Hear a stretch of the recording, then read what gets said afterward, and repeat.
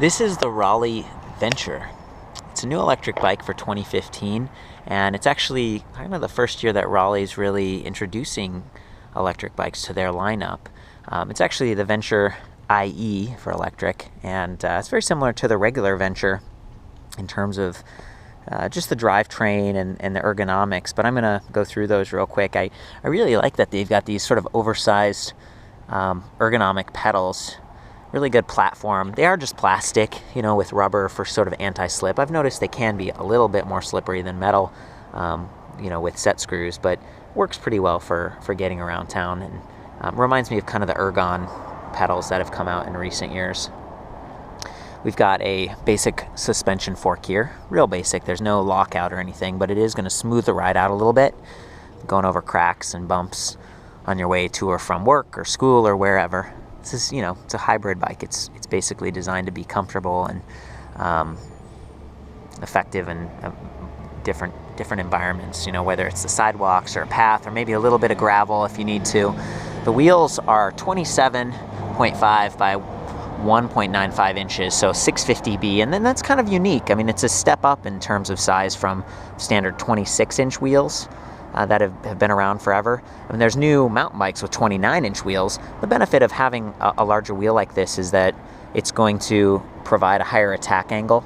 It's going to, meaning that it can go over bumps and stuff a little bit more efficiently, and you won't notice it as much. And with these bigger tires too, it's just going to smooth out the ride.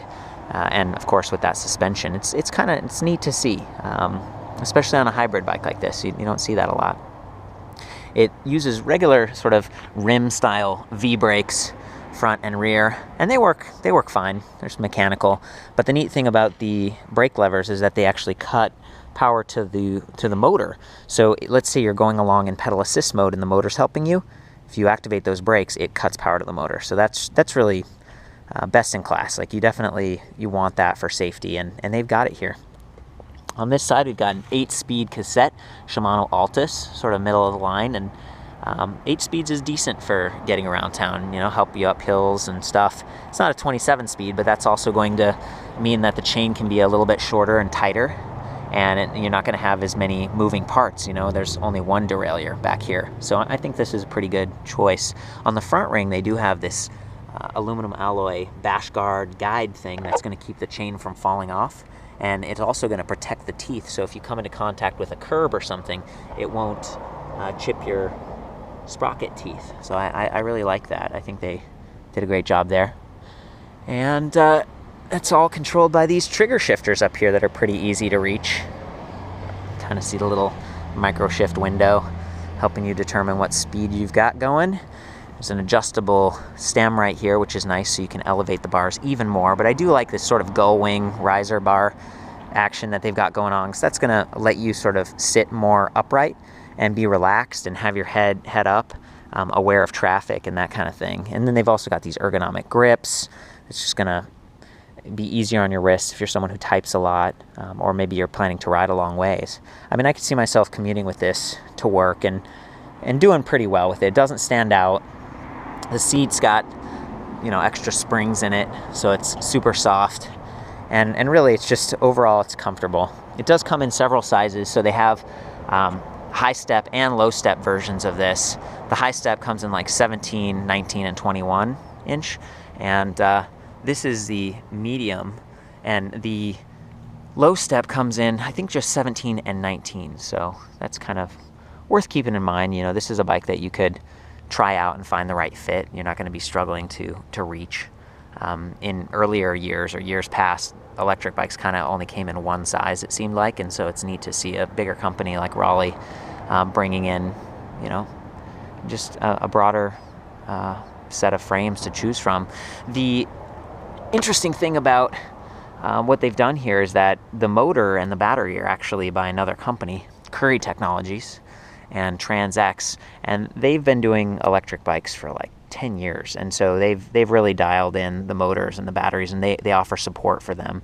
So this is a really good combination of like solid bike with solid drive system, and I kind of like that. The motor is offering 500 watts of direct drive gearless power, and that's cool. So there's no gears in here. It's just a bunch of magnets and a stator which like propels the motor, and that's going to last a little bit longer and also operate more quietly than a geared design. What is heavier, and this bike's I think around like 53 pounds, so it's not super light, but it's not terrible.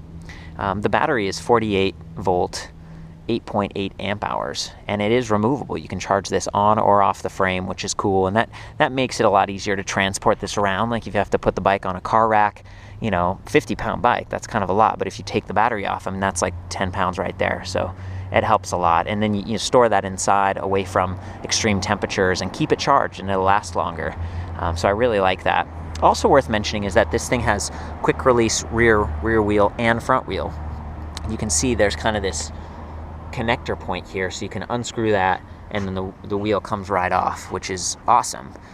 Just makes it a lot easier to service this thing if you take it into a bike shop. You need to have them tune up the gears or something. And again, with only 8 gears, like, it should be fairly maintenance free, which is awesome. So yeah, that's like a quick overview on the bike itself and the drive system. Raleigh does have another e-bike for 2015. So this is the Venture, and then they've got this one, the Detour. And the Detour, it looks similar at first glance. It's got the same sort of handlebar setup and everything. I think the difference is there's no suspension fork. The tires are a little bit narrower, so they're not quite as, shock absorbing, but they are going to be more efficient. And it comes with fenders, front and rear, right? So this is the kind of bike where it's more like getting closer to like a road bike, where it's more efficient, whereas this one's, it's a little bit more towards the cruiser style or hybrid, right, where it's a little bit more comfort oriented, the adjustable stem. But if you go over a lot of curbs and stuff with this, that could sort of loosen up over time.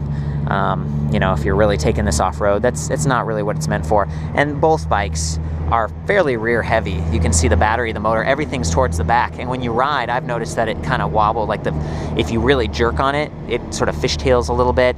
And I don't mean, it's not like it slides, it's just there's a lot of weight up here, and so the frame is a little flexible. Well, the benefit of having a rear rack like this, however, is that you can put a bag on it, you can put panniers on the side. It's very utilitarian, and I love that. For mountain bikes and stuff, I'm much more inclined to go with like a mid-mounted battery, something right here, because it keeps the weight low and center. But for a bike like this, I mean, this saves cost. This bike's about $2,400, by the way. The other one's about $2,500. So, that's relatively affordable. You're getting high quality components that are going to last, good support, and you can actually use the rack. And this is standard size tubing, so it's easy. It's going to work with, the packs and things that are already out there. So overall, good thing. And they've got this nice double-legged scissoring kickstand, Schrader valve, tubes. I think that's kind of it. I love that they've got 2 water bottle mounting points here on this thing, and that's I think that's only the case for the high step version. But plenty of opportunity to bring water along. You can imagine if there was a battery pack right here, that wouldn't exist. You wouldn't have that. And I should mention, look at this. There's like a seat post suspension element here. So not only do you have the big tires and the front shock, you've also got like a seat post that's gonna provide some comfort. So let's jump into it. To turn this thing on, press the power button there. Screen lights up. You can see different levels of assist. We've got 4 levels, and then we've got throttle mode. And then we've also got your speed right here and your battery level. So, there's really a lot of good information, and it's pretty easy to see. This is a backlit screen, so when it gets dark, there's a little sensor, and the screen will light up. For convenience, which is great, especially if you're commuting and it's the winter time and it gets dark early. It's monochrome and fairly durable. It's not removable, but it does swivel like this, so you can kind of reduce the glare. If there's the sun's right behind you and it's shining in your eyes. So it's proven.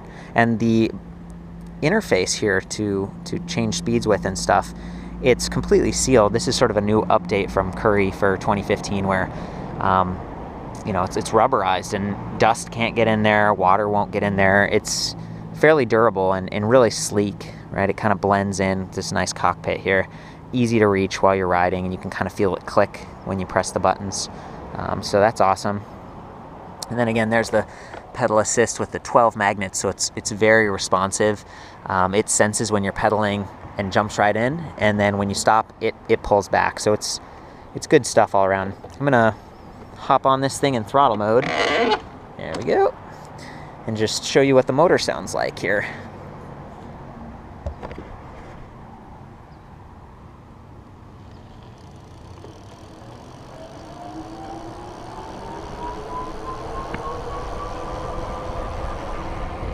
There we go, very quickly up to 20 miles per hour. I'm just kind of slowing down. Yeah, it's a satisfying design that they've gone with here. Just comfortable, relaxed. You can kind of see how, oh boy, here's what I look like on the bike.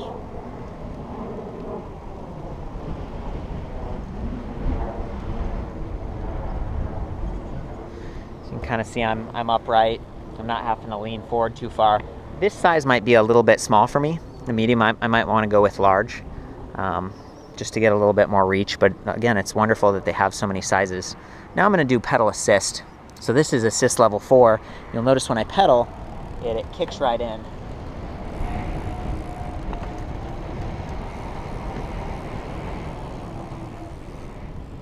Not sure what it's like for you watching this, but I mean, I can barely hear the motor. It's really silent. Woo! Look at that. Super fast. It's an awesome setup. Yeah, pretty good price. I'm a fan. The only thing that I mentioned earlier was that kind of the rear can wobble a little bit like this.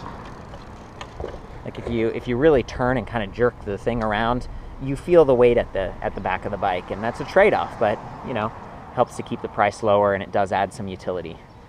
So I think that's about it. That's the Venture-iE from Raleigh for 2015. For the full write-up on this with pictures and specs and other bikes, I'll see you back at ElectricBikeReview.com.